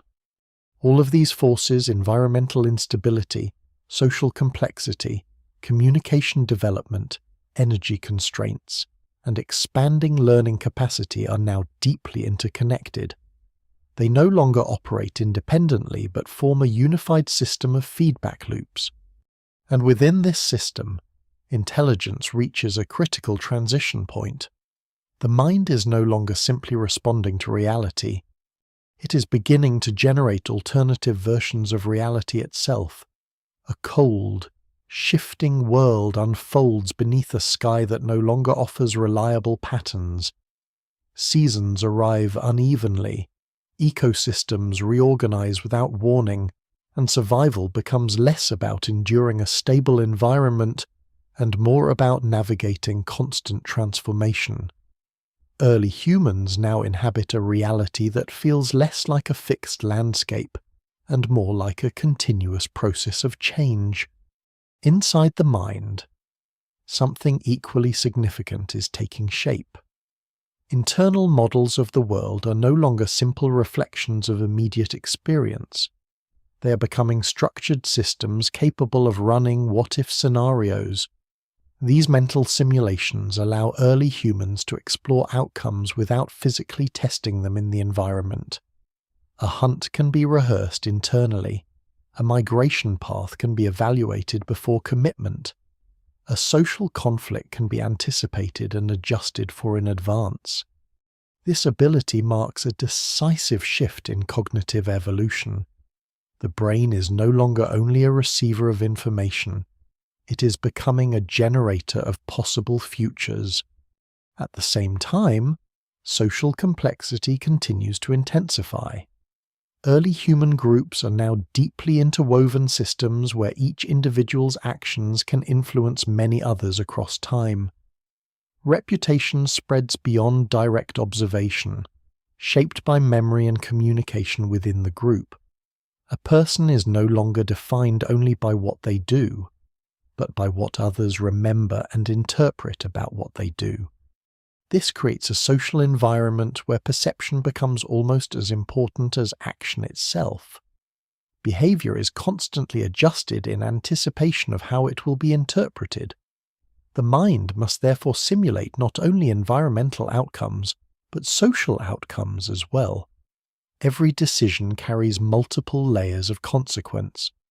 Communication continues its gradual transformation under these pressures. Signals become more stable, more structured, and more capable of carrying complex information. Within groups, shared understanding strengthens. While still not fully symbolic language in the modern sense, communication is now capable of supporting coordinated planning over time. Ideas can persist beyond the immediate moment and influence future behavior across multiple individuals. This persistence fundamentally changes how knowledge functions. It is no longer tied to a single mind or a single event. It becomes distributed, reinforced through repetition, and refined through use. Knowledge begins to behave like a shared system rather than a personal possession. Toolmaking continues to reflect this cognitive shift. The repeated appearance of standardized tool forms across wide regions suggests that methods are being preserved and transmitted with increasing accuracy. These tools are no longer just practical objects. They are embodiments of accumulated understanding, physical expressions of mental models about how materials behave and how tasks should be solved. The abstraction required for this is significant. To consistently reproduce a tool, the mind must hold an internal representation of its purpose that is independent of any single instance. This allows variation within structure, enabling gradual improvement without losing functional integrity. Innovation becomes cumulative rather than isolated.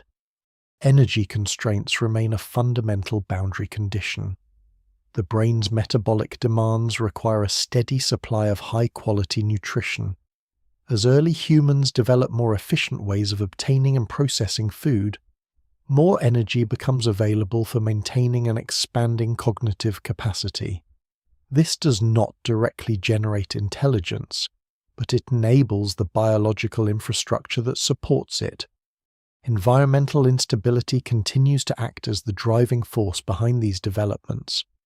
Rapid climate fluctuations repeatedly disrupt ecosystems, forcing early humans into cycles of adaptation. During stable periods, knowledge accumulates and spreads. During unstable periods, only flexible cognitive strategies survive. This rhythmic pressure favors minds capable of both stability and change. Within this system, learning becomes the dominant survival mechanism. Experience alone is no longer sufficient. The ability to learn from others and to rapidly integrate new information becomes essential.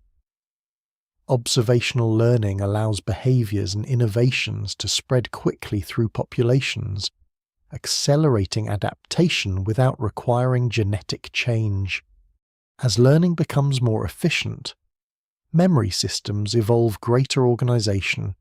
Information is no longer stored as isolated episodes but as interconnected networks of meaning. These networks allow for abstraction, enabling individuals to apply knowledge across different contexts and situations. At the same time, foresight becomes more elaborate. Early humans begin to simulate longer chains of events, considering not only immediate consequences, but extended outcomes across time. These simulations remain imperfect, but they provide a crucial advantage in planning and decision-making. Importantly, these simulations are increasingly creative. The mind is no longer restricted to recombining only recent or directly experienced events. It begins to merge fragments of memory into entirely new scenarios.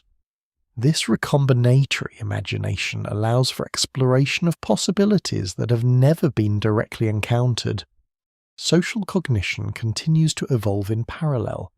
Reputation systems become more refined, tracking not only isolated actions but patterns of behavior over time. Trust and cooperation are continuously recalibrated based on accumulating social information. This requires sustained cognitive attention to interpersonal dynamics.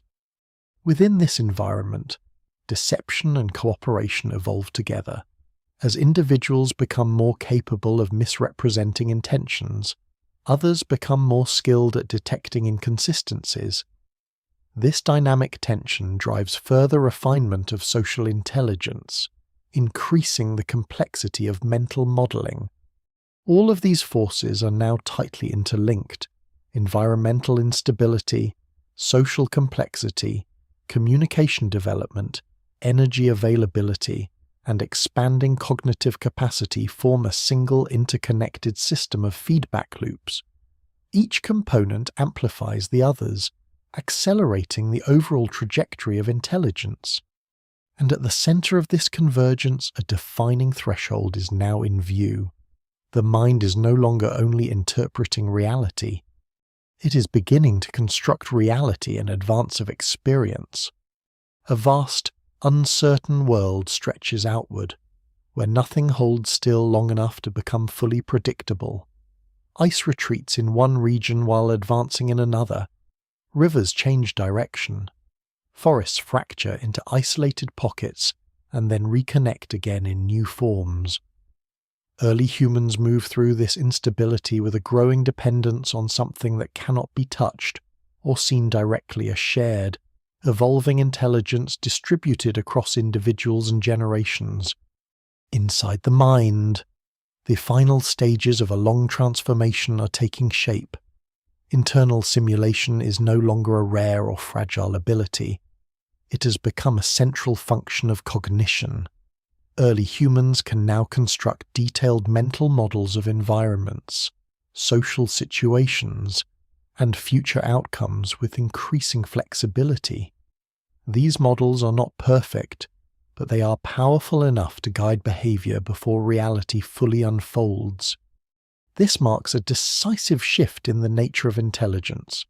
The mind is no longer confined to reacting to the present or recalling the past.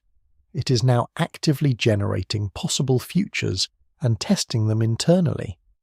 Survival becomes less about responding to the world and more about anticipating it. Social life has reached a level of complexity where no individual can navigate it through direct experience alone. Reputation, memory, and interpretation now form a dense web that influences every interaction. A single action can ripple through the group not just in the moment, but across time, shaping how future opportunities and risks are distributed. The mind must constantly simulate not only what others will do, but what others believe about what it will do. Communication, still in its early structured forms, now serves as the backbone of coordination. Shared signals allow groups to align behavior across time, enabling planning that extends beyond immediate circumstances. Even without fully developed symbolic language, meaning is stable enough within groups to support increasingly complex cooperation. Knowledge is no longer trapped within individual minds. It circulates, evolves, and accumulates. Toolmaking reflects this final stage of cognitive consolidation. Standardized forms, repeated across regions and generations, reveal a growing separation between physical objects and mental concepts. Tools are no longer just shaped materials. They are representations of purpose made tangible. The idea of function now exists independently of any single object, allowing continuous refinement over time. Energy flow continues to support this entire system. Dietary improvements, better resource extraction, and increased efficiency in food processing allow the brain to sustain its growing computational demands. Without this energy foundation, the expansion of cognition would stall. Instead, it continues to accelerate in small but compounding increments. Environmental instability remains the silent architect behind all of it. Climate fluctuations continue to disrupt and reconfigure the conditions of survival. But now, early humans are no longer entirely at the mercy of these changes. They can anticipate, prepare, and adapt in advance. The environment still shapes intelligence, but intelligence has begun to reshape how the environment is experienced and responded to. Learning has become deeply embedded in survival. No longer just an individual process, it operates across groups and generations. Observational learning, imitation, and refinement allow knowledge to spread rapidly and improve over time. What one mind discovers does not end with that mind. It becomes part of a larger evolving system. Memory, too, has transformed. It is no longer a passive storage of events but an active system of organization and recombination. Experiences are linked, compared, and restructured into general principles. This allows humans to move beyond specific instances and operate using abstract understanding. Foresight, now significantly more developed, allows for the construction of extended causal chains. Actions can be evaluated not just for immediate outcomes, but for long-term consequences across multiple layers of social and environmental interaction. This ability fundamentally changes decision-making, making it increasingly strategic rather than reactive. Most importantly, imagination has emerged as a structured cognitive tool. The mind can now generate scenarios that have never occurred, combining elements of experience into entirely new configurations. This capacity allows exploration of possibilities beyond direct experience, opening the door to innovation at an accelerating pace. Social cognition reaches its most integrated form in this stage. Trust, deception, cooperation, and reputation all interact in dynamic systems that require constant updating. Individuals must maintain mental models of not just others, but of the evolving relationships between others. This recursive social understanding becomes one of the most computationally demanding aspects of cognition. All of these developments converge into a single reinforcing system. Environmental instability drives adaptation. Social complexity demands higher cognition. Communication enables shared learning. Energy supports biological capacity. Learning accelerates cultural evolution. Each element strengthens the others, creating a continuous upward feedback loop. And within this loop, the transformation reaches its defining threshold. The human mind is no longer simply a participant in reality. It has become a system capable of modeling reality, predicting reality, and gradually reshaping the conditions under which reality is experienced. What begins here is not a final form of intelligence, but the beginning of something self-amplifying an intelligence that can refine its own structure over time.